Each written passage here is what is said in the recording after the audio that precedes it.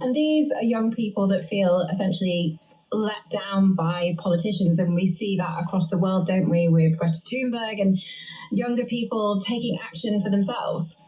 Yeah, this is the first trial of its kind in the United States to actually get to the point of trial. There's other states where there is litigation filed that's percolating and potentially headed towards trial. And yeah, we heard today from 3 of the youth plaintiffs who talked about their personal experiences in the last few years, what they've seen with wildfires and a lot of smoke in the atmosphere, preventing them from, and heat waves that, make it hard to work on the ranches where their families have, or make it hard them to, play soccer, or go for runs, or hike, or kayak on rivers, or do all these sort of like outdoor activities that, makes Montana a really special place. And so they're worried about where we are now, but also where we're headed in the future, because it's they see a pretty bleak future ahead of them. And I guess what these activists are hoping is that this case sets a precedent, and I suppose politicians are hoping it doesn't. That's right. Yeah, I think they are hoping that this case, that they can get a ruling from a judge here that says essentially that Montana's got to get its act together, and potentially put a little bit of a legal squeeze on lawmakers to take some sort of action, to take more action to address climate change and greenhouse gas emissions. And yeah, so there's these other states are watching. There's also a case in Oregon that's targeted not at the state of Oregon, but at the U.S. government as a whole. And that case is also proceeding, currently on track to go to trial as well. So this case in Montana right now is something that a lot of people are watching. That was Mike Baker from the New York Times. The former US President Donald Trump has arrived in Miami, where he's due to appear in court later to face federal criminal charges. He's accused of hoarding secret documents after he left office and then obstructing officials who tried to get them back. Police in Miami are preparing for possible protests by his supporters. Here's the city mayor, Francis Suarez. In our city, we obviously believe in the Constitution, believe that people should have the right to express themselves. But we also believe in law and order, and we hope that tomorrow will be peaceful. We encourage people to be peaceful in them demonstrating how they feel, and we're going to have the adequate forces necessary to ensure that. Here are some of those supporters who've already gathered in Miami. I would tell President Trump that there are millions and millions of us out here, and tomorrow, just wait. We are going to flood Miami tomorrow to support you. This whole thing has just been a travesty. It doesn't even make sense, and it's just two different ways of the justice system here is just so corrupt. It's not even funny. Our US correspondent David Willis has been telling me what we can expect in court. Well, Donald Trump is spending the night, Charlotte, at the Trump Resort near Miami, and reports suggest that he's spending it. At least the lawyers who might represent him in court tomorrow, that after 2 members of his legal team tendered their resignations on Friday. Tomorrow afternoon, his motorcade will wind its way to the downtown federal courthouse, about 20 minutes away, where it's thought Mr. Trump will be led in through an underground entrance and then make his way to the U.S. Marshal's office on the 6th floor of the building for processing. It's possible that he'll be fingerprinted, have his mugshot taken, before heading to the courtroom where he's expected to plead not guilty to the 37 charges that have been laid against him. After that, arrangements will be made for his release. This is a federal case, of course, so there will be no cameras in court. And Mr. Trump will then head to Miami Airport and return to his golf course in New Jersey, where he's expected to make some public remarks about 8 o'clock in the evening Eastern Time. And Miami is really steeling itself against possible protests. Some people already saying they'll do whatever Trump asks them to do. That's right, and indeed, it was revealed this evening that they are expecting up to 50,000 Trump supporters to descend upon the court building. And this is something that federal authorities and the law enforcement officials have been preparing for some time. Today, one official said that they expected any protests to be peaceful, but he made it pretty plain that they were on guard in case that was not the case. Now, some Trump supporters say this is unfair because documents were found in the home of Joe Biden and they were also found in the home of Mike Pence. So why is Donald Trump differently? Why has he been charged? Well, you're right, and the key difference here, Charlotte, is that FBI agents found 102 documents marked classified at Donald Trump's Florida estate, some of them containing details of U.S. defense and weapons capabilities, as well as the strengths and weaknesses of some foreign militaries. And not only did they find far fewer documents at the homes of Joe Biden and Mike Pence, but those that were discovered were very swiftly surrendered to the National Archive. Now, in contrast, 31 of the 37 counts against Donald Trump refer to willful retention, and they allege that Mr. Trump held on to those documents and ultimately lied about their existence for a year and a half before the FBI raided Mar-a-Lago last August. Now, to give you some idea of the gravity of the charges, one expert in this field made the point that any normal defendant wouldn't have been given the luxury of a summons to appear in court. There would have been a team of armed FBI agents at the door at 6 o'clock in the morning to arrest them, and indeed other former government officials have been found guilty of the willful retention of documents under the 1917 U.S. Espionage Act. That's the act that Mr. Trump is being charged under, have been sentenced in some cases to many years in prison. That was David Willis. The gains may be relatively small and hard-fought, but President Zelensky says his army's long-awaited counteroffensive is yielding results. Ukrainian officials say that army has retaken 7 villages from Russian control in the southeast of the country, as well as making new but marginal advances around the city of Bakhmut. Overnight, several Ukrainian cities are reported to have been targeted by Russian air attacks. The BBC's Miley Jones sent this report from Kiev. After weeks of silence, Ukrainian authorities are now releasing regular updates on their long-awaited counter-offensive. They claim they recaptured 3 small settlements in the eastern region of Donetsk on Sunday and 4 on Monday. One of the first settlements they freed is a small deserted village of Neskushny. Even before the conflict, only about 700 people lived there. 19-year-old Mykola Hushko lived in Neskushny for most of his life. Mykola now lives in the western city of Kamninsky, but when he fled with his family when Neskushny fell under Russian occupation in March of last year, times were hard. Our family was really sad, and my grandmother, my mother was crying every day. We were living in a refugee shelter in the western part of Ukraine, and it was a really hard time for us. But the news that Neskushny had been liberated by the Ukrainian armed forces didn't bring the joy Mykola expected. The settlement appears dilapidated in social media footage of the liberation. A song by Ukrainian singer Anastasia Bukansova, entitled I Don't Have a Home, illustrates the bittersweet nature of a conflict that has destroyed the lives of so many. Even despite Neskushny is already liberated, it's mostly destroyed. There are a lot of ruined houses. Our museum is damaged. My house is ruined. My first school is ruined, and there is no place to come back to. 6 soldiers died during the recapture of Neskushny. This is the very beginning of what could be a long and slow process. Speaking to the BBC, the former Ukrainian President Petro Poroshenko said the country's troops had plenty in the tank. Believe me, more than 50% of our brigade is still ready and in reserve.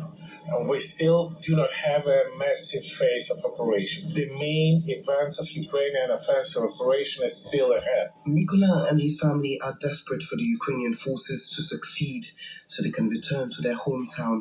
Are you hoping that you will one day be able to move back there to live? I can't imagine Skuchne being in ruins for the rest of my life. I think it's one of the most important things for me, one of my life goals, to rebuild it in all costs. I want just to come back to that places because I know that this is the place where I learned how to walk, where I learned how to speak. It's the place contained with the memories. This isn't the first time the village of Neskushny has been under Russian occupation. It was seized by the armed forces at the start of the Donbass War in 2014. But Mykola hopes it will be the last. That was Miney Jones. You're listening to the BBC World Service. America's biggest bank, JP Morgan Chase, has reached a tentative agreement to settle claims that the bank had facilitated Jeffrey Epstein's sex trafficking ring. The lawsuit was filed by sex abuse victims of the financier who killed himself in prison while awaiting trial. The agreement comes a month after the investment firm Deutsche Bank agreed to pay £60 million to settle similar allegations. Here's our North America business correspondent, Samira Hussain. The lawsuit filed in New York accused JP Morgan Chase of assisting and profiting from Jeffrey Epstein's sex trafficking ring by enabling him to make payments to women for sex acts. Epstein was a client of JP Morgan's between 1998 and 2013, and it is during that time he trafficked many women and girls. Victims accused the bank of repeatedly ignoring red flags because it valued him as a wealthy client. The settlement comes just 2 weeks after the bank's CEO, Jamie Dimon, gave a lengthy deposition in which he said he had barely heard of Mr. Epstein before his arrest in 2019 on sex trafficking charges. In a statement, the bank said it regrets any association with Mr. Epstein, that it would have never continued to do business with him if it believed he was using the bank to help commit heinous crimes. Samira Hussain. Many young Palestinians have never had a chance to vote in an election and say they have little faith in the Palestinian leadership. Data shared with the BBC suggests they are increasingly rejecting the idea of a two-state solution to the Israeli-Palestinian conflict. And at the same time, support for armed confrontation is highest among those under 30. The BBC's Yusuf Eldin has travelled to the region to meet a cross-section of this young generation. He told me more about the findings. The data basically comes from Palestinian Center of Policy and Survey Research, and they're the sort of national polling group for the Palestinian territories, and they do these quarterly polls. And what they did for us was they extracted data from the last decade's worth of these quarterly polls, just looking at 18 to 29-year-olds specifically. And there's three main sort of takeaways that we found was that there's a huge decline in support for the two-state solution, which is the sort of internationally agreed formula for a peace process, that their own faith in the Palestinian leadership has just steadily declined over the last decade, and that support for a return to armed conflict is highest amongst this generation as well. Pretty bleak outcomes. And why is there that growing discontent? I mean, there's a sort of a mix of reasons connected to a conflict that's been going on for so long now. But a large part of it with this generation specifically, from what we could tell, was that the fact that there hasn't been any general election in over a decade just means that there's a whole young generation who are growing up that don't feel they've been represented. One of the people we met, Samar Hasbun, was a photographer from Bethlehem who's in her late 20s. And she talked to us a bit about the lack of freedom of expression that she felt. I have to think twice before saying something or posting something online. I know that everything has repercussions, and I don't feel I have the freedom of self-expression in the political sphere. Our basic rights are violated from the occupation forces. So why are we also experiencing a similar violence from what is supposed to be our own leadership.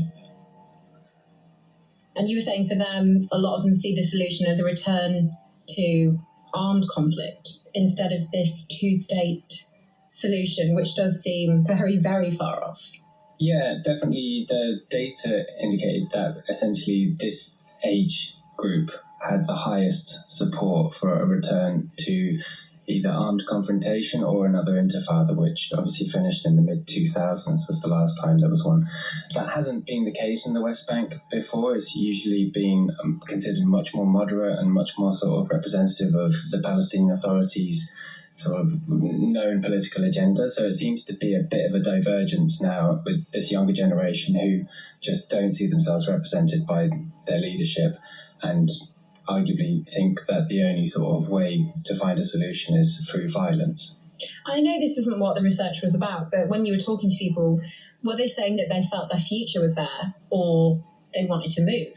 That's a really good question, Lee. I think a lot of them didn't feel that there was a clear path to any future. I mean, their sort of day-to-day lives don't have any stability. There's not a clear path of what happens next after the current government ends, and also just the wider political situation with Israel is, still as complicated as it ever has been, and doesn't sort of seem to be offering any path to any final solution yet. Yusuf Eldin. Now let's get some sports news with Andy Barwell. Thank you. Well, it's congratulations to the Denver Nuggets basketball team. They're the NBA title winners and champions for the first time in their history. That's a 47-year wait, because the Nuggets took Game 5, beating the Miami Heat 94 points to 89, and took that best-of-7 finals there by 4 wins to 1. Meanwhile, it was a joyous occasion for Manchester City Football Club in England. The team and fans, although the weather certainly did its best, or should we say worse, to intervene, the City boss Pep Guardiola praised the club's supporters for turning out to line the streets during thunderstorms and to see a champions parade as his side celebrated winning the treble. And this is what Guardiola had to say. What a parade. What has happened? So we have to be the best parade with this rain. Otherwise there's no match. No sunshine, no wind, no one sunshine. We want rain. So the perfect one. Paris Saint-Germain are prepared to sell Kylian Mbappe this summer rather than risk losing him for nothing, amid growing uncertainty over his willingness to sign a contract extension. Mbappe signed a new deal 13 months ago, but it was only a 2-year contract due to expire in 2024 with the option of a third season. The deadline, the 31st of July this year, for Mbappe to tell PSG if he was going to renew, but after months of talks, it seems that it has now no wish to do that. Germany marks their 100th international match with a 3-3 draw in a friendly against Ukraine in Bremen. Bayern Munich's Joshua Kimmich scored the equaliser from the penalty spot in added time. Cricket now, the build-up continues to the first men's Ashes Test match, which starts at Edgbaston in Birmingham this Friday. England skipper Ben Stokes promises that they'll definitely have fun whatever happens against Australia. You'll always look back and go, I wish I just tried to enjoy it a little bit more. So there's no chance that we're going to have that in particular in this time, because I've got myself and Baz making sure that everyone comes in and just make sure that everything we do is with a smile on our face and we're having a good time on the field and off the field. The US Senate is investigating the planned commercial merger between the PGA Tour, the DP World Tour and the Saudi Arabian Public Investment Fund. The PGA Tour and the Saudi-funded Live Golf have been asked to supply all documents relating to the plan by June the 26th. And that is the latest sports news. Thanks, Andy. Finally, Silvio Berlusconi, the billionaire businessman who was Italy's longest-serving post-war prime minister, has died at the age of 86. He'd been suffering with leukemia. A state funeral will be held at Milan Cathedral on Wednesday for a man who divided opinion but also attracted fervent support and whose influence has extended well beyond politics. Our Europe editor, Kasia Adler, looks back at the career of a former leader whose 4 terms in office were punctuated by high-profile scandals and court cases. In a country famed for political drama, Silvio Berlusconi is arguably Italy's most memorable modern politician. Scandals and screaming headlines surrounded him. He remained a flamboyant, divisive figure right up until the end of his life. Ahead of a state funeral on Wednesday, the former Prime Minister's body was brought to his home on the outskirts of Milan. We found an impromptu shrine here, cobbled together by loyal followers. Are you sad? I asked Louisa. I'm so sad, she told me. Berlusconi was a genius. Everything he touched turned to gold. I'm nearly 40 years old. I grew up with Berlusconi. Whatever you think of him, he's been one of the most important politicians in modern Italy. A former glitzy or sleazy, depending on who you ask, business and media tycoon and owner of AC Milan Football Club, he used fans' Forza Italia, Go Italy chant to promise better things for his country. Silvio Berlusconi first burst onto football-mad Italy's political scene 3 decades ago, pledging a heady mix of straight-talking, intentionally non-politically correct, proud nationalism. The Berlusconi brand of modern populism, including jumping into coalition with Italy's post-fascist far-right, shocked many, but also inspired other politicians in Europe and beyond. Comparisons are made with Donald Trump, admired by Mr. Berlusconi, a huge fan of strongman politicians like Vladimir Putin, with whom he had a close friendship. These ties to Moscow worried Italy's NATO and EU allies, especially since Russia's invasion of Ukraine. Voted Prime Minister 3 times over the years, Silvio Berlusconi died a key coalition partner in Italy's current government. But he'll inevitably also be remembered for his controversial, not-so-private life. Who can forget the tales of the so-called Bunga Bunga sex parties he enjoyed well into his older age? And if I sometimes see a beautiful girl, I say, better to like girls than to be gay.